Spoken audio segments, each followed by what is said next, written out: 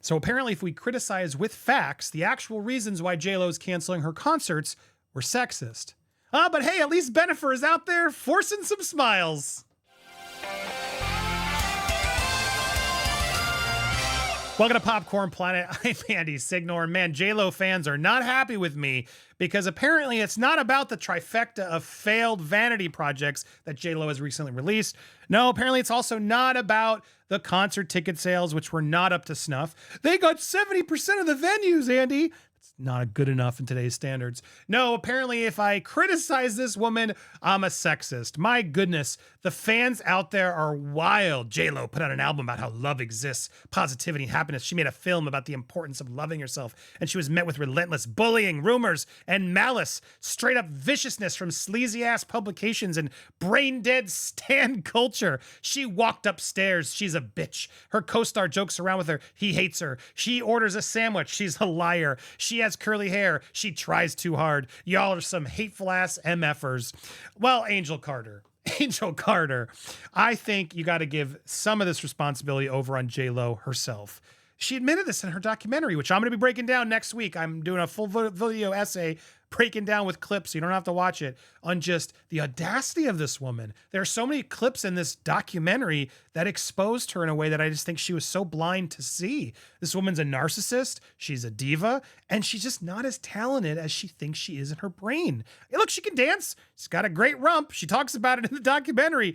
They all talk about it. Even Jane Fonda remarks about her good rump. Look, she looks good. She looks amazing for her age. I don't want to sit here and hate on J-Lo, and I don't think she's being bullied. I think she's being criticized. I think real feedback is starting to come its way, and now we're going to spin it as to, oh, well, she's being bullied. We're taking pleasure from a strong woman failing. I mean, look at this spin from Variety. It's wild. And look at this one. I love this. Last weekend when the Black Keys canceled on an overly ambitious North American tour, people asked what that said about the state of the touring business. But when Jernnifer Lopez canceled a tour scheduled for many of those same arenas just a few days later, people asked what that said about her.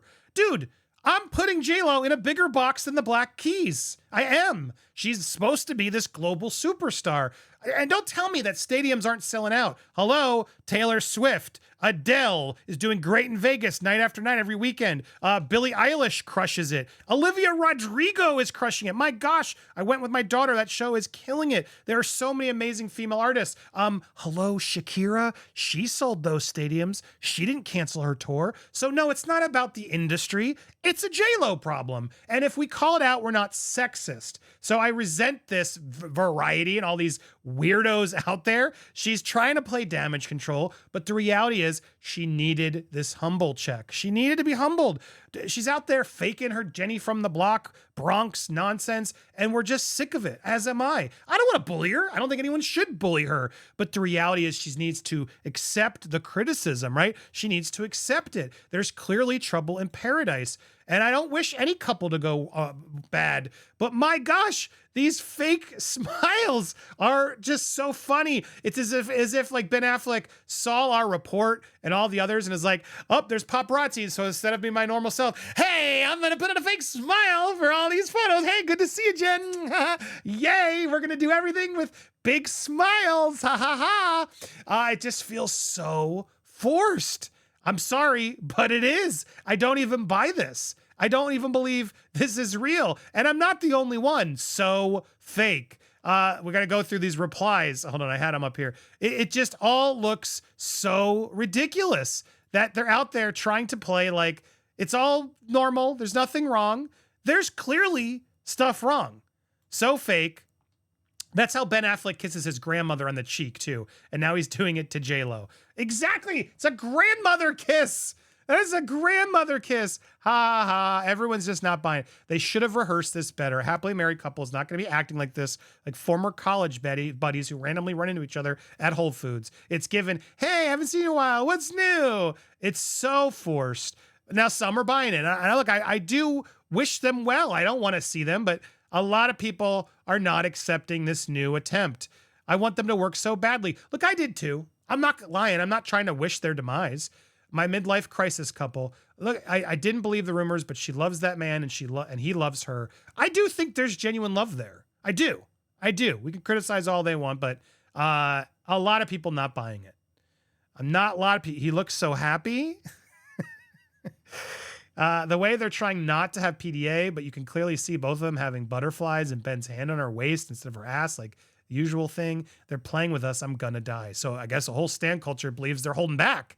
They're just fine. They do look great. They're so funny. Anyway, thank God. A lot of people are rooting for this couple. And please don't get this mixed. I'm not trying to root for their demise. I'm really not.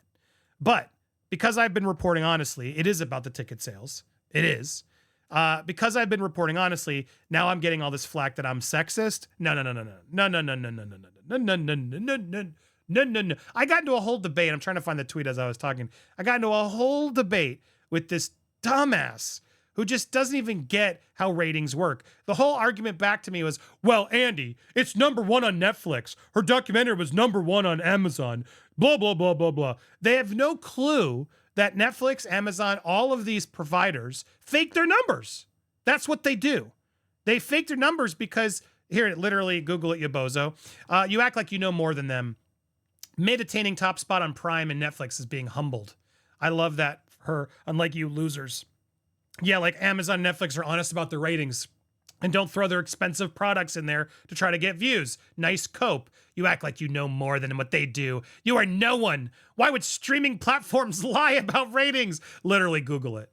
Literally Google it. They lie about the ratings because they can control it. They'd have to pay more residuals to actors if they were honest. They spent a fortune on Atlas. So of course they need to be out there putting it on their top 10 list. But you really think the top 10 list on your Netflix is real? You don't think there's an algorithm putting that towards your feed or a marketing team putting that towards your feed so you click on the expensive products that Netflix has paid for so it performs better? Of course it does. Of course it does. It's a simple, cheap way to do marketing. Baby Reindeer wasn't popular in the beginning. They thrust it in the top 10 and then it started getting watched. And then it actually started picking up because it was actually a good show.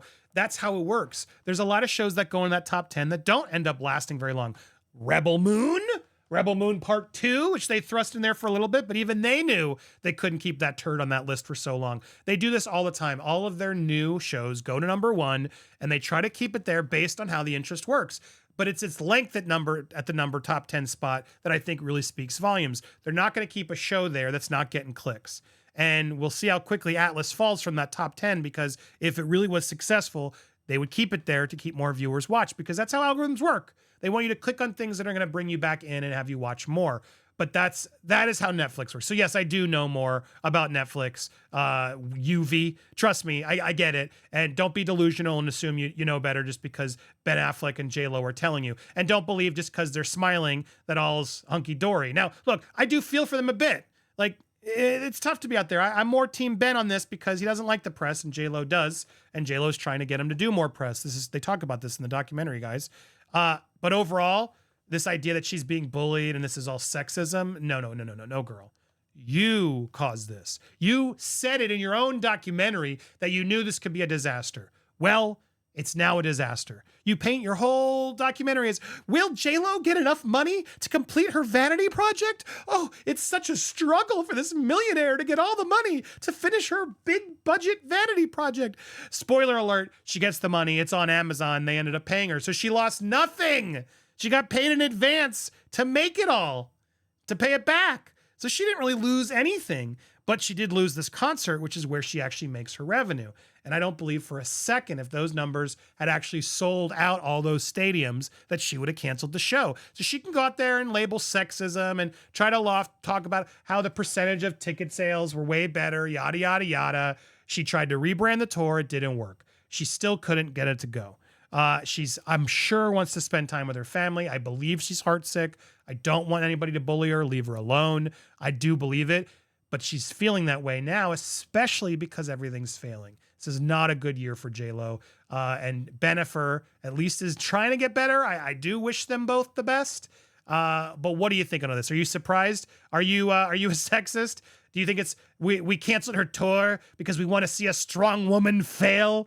I want to hear your thoughts. Or does that frustrate you as much as it frustrates me? Let me know your thoughts down below. Make sure you join part of our notification squad. Hit that subscribe and then hit the bell for all so you get notified. And when you do, smash the like button like I just did and leave your comments. It helps the engagement of the video and get the word out. Let's fight back against this narrative. We're not sexists for calling out and criticizing J-Lo, but I appreciate all you guys who watch and stay tuned. We got so much more coming for you here on Popcorn Planet.